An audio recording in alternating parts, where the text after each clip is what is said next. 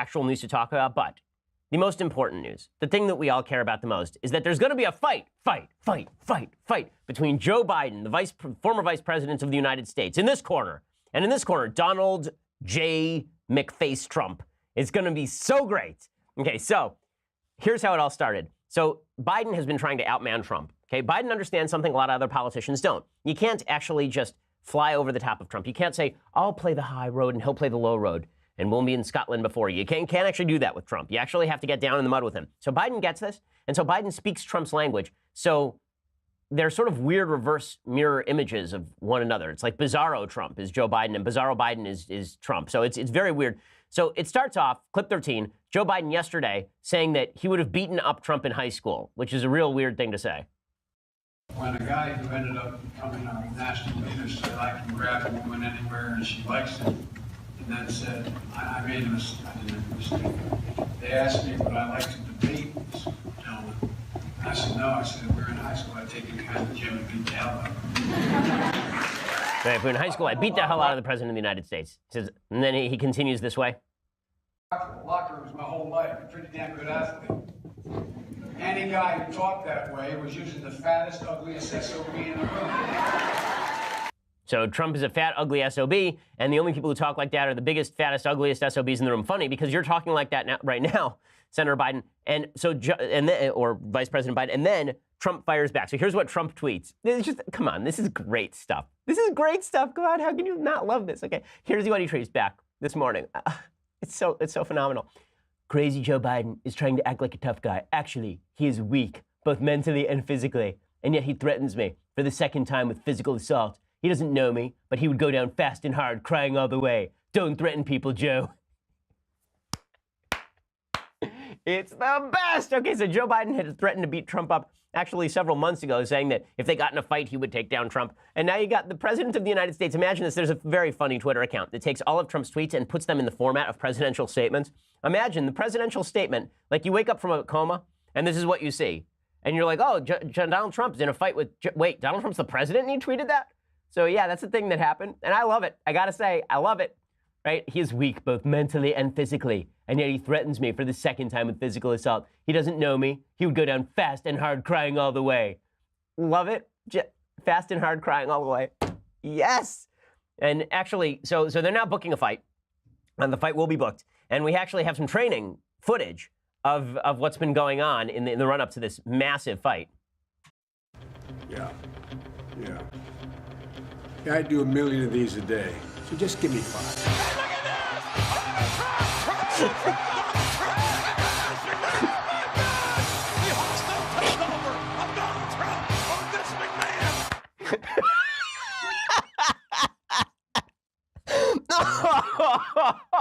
Oh, man, that's hilarious.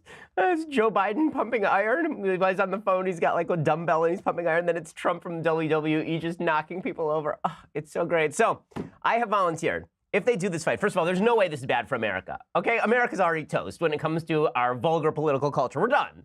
Okay, Donald Trump is the president. Hillary ran. Joe Biden is an idiot. He's going to run. He may win in 2020. Oh, my goodness. Okay, so I volunteer. Okay, I volunteer. I won't get paid for it. I want to be the announcer on this.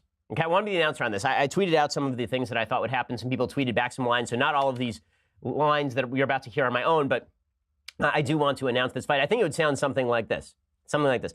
Welcome, ladies and gentlemen, to the ruckus in the hospice, the brawl on Geritol, the melee over the Jell-O tray, the headlock on Matlock. This is a 12-round bout between 74-year-old Donald J. Trump and 78-year-old Joseph R. Biden, fought at the catchweight of 245 pounds. Biden has had to drink 4 Ensures per day to make weight. Bernie Sanders was invited, but there was not enough pudding in the world to ensure that he reached catch weight. Let's get ready to stumble. And here we go. Trump comes out, jabbing insulin. Biden hits him with a hard left, and Trump is spitting dentures. Trump responds with a clap to Biden's cheek. He clapped on, and Biden clapped off. Biden's going to feel that in his walk-in bath tomorrow. Trump's out there looking a little bit fuzzy out there, as fuzzy as a tennis ball on his walker. And now they're both down on the mat. They're both down on the mat. They are both napping. Oh, and they're back up again, circling each other warily, looking for an opening. And boom!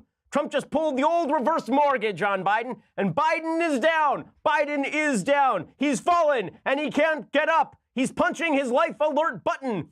Oh my goodness, both of them now being carted off in wheelchairs. But to be honest, both of them were carted in wheelchairs. But still.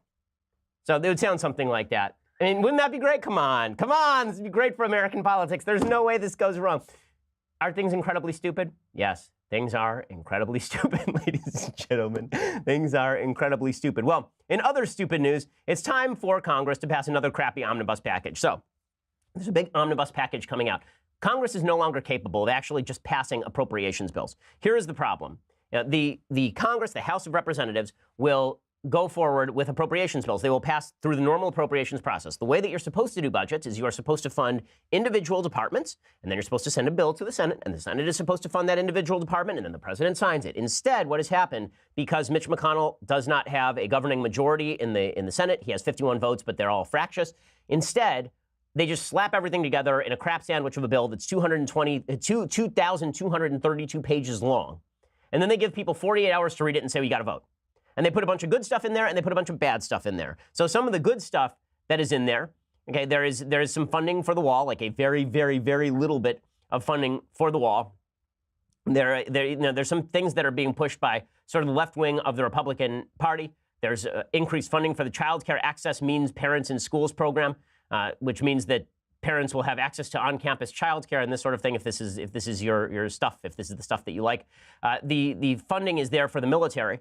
This is what Speaker of the House Paul Ryan has focused on. He says that this is the biggest increase in the military in 15 years, the biggest pay raise for our men and women in uniform in 8 years. We need to rebuild our military, so there is an increase in funding for the military. It does a little bit of funding for the wall. It has a little bit of funding for fighting opioid addiction, and it does not, in fact, enshrine DACA. So this is one of the things Democrats are saying. Democrats are saying they're going to vote against the bill because the bill doesn't provide full funding for the DACA program to allow people in the country legally to remain here working legally. But that's because Democrats don't actually want a deal on DACA. As I've been saying for literally years at this point on the show, Democrats want to use illegal immigration as a hot button issue when it comes to the elections, but they don't actually want to solve the problems for illegal immigrants. In fact, Paul Ryan went to the Democrats and he offered them a really sweetheart deal. He offered them 3 years of funding for the wall, so $25 billion over 3 years for the wall. And in exchange, 3 years of additional funding for the DACA program. Right? We'd push off DACA, nobody would get deported. Democrats turned that down flat.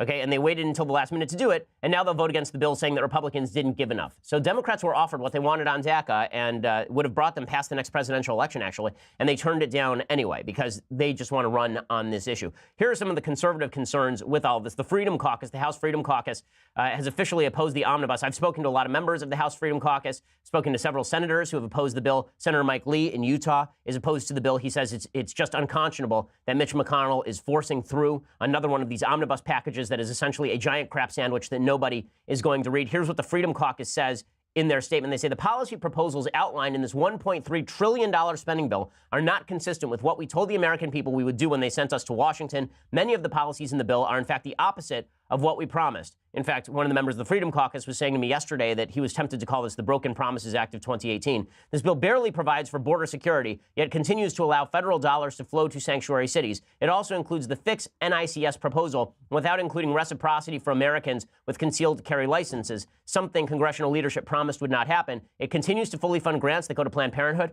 It makes no changes to reduce Obamacare's burdensome regulations on America's families. It doesn't get rid of Obamacare regulations. And on top of the massive price tag, leadership is forcing a vote on this 2,232-page bill in under 36 hours. It's an insult to America's taxpayers, as well as many rank-and-file representatives who had no say in the omnibus negotiations. So the House Freedom Caucus coming out extraordinarily strong against all of this. Now, will it probably pass anyway? Sure, because a majority of Republicans will vote for it, and then there will be a bunch of Democrats who vote for it because it's a big omnibus package. But there's a procedural hurdle they have to jump today. It'll be interesting to see whether they are able to do so, because in order for that procedural hurdle to be jumped, every Democrat's going to jump against it. It's possible that this bill gets voted down and is brought back for further changes.